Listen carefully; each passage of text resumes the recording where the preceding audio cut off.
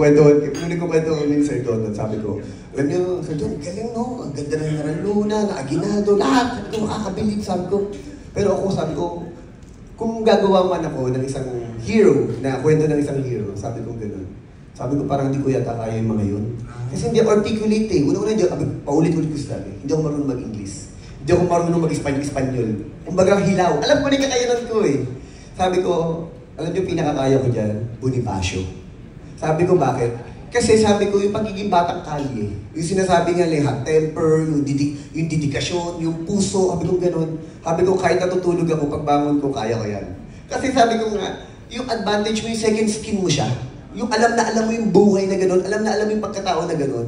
Kaya nung kinukwento ko sa kanya gano'n, doon nila nakita na, parang may potensyal tong batang to ah. Parang bagay na kanya yung Bonifacio.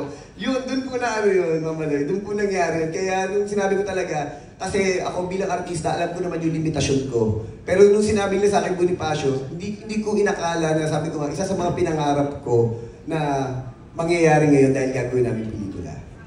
Mamaloy, na-envision mo na ba kung anong outfit ni Coco as Bonifacio?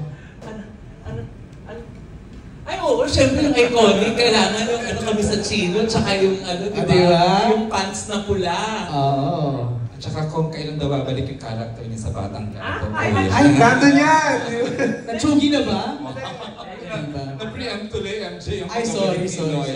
Okay.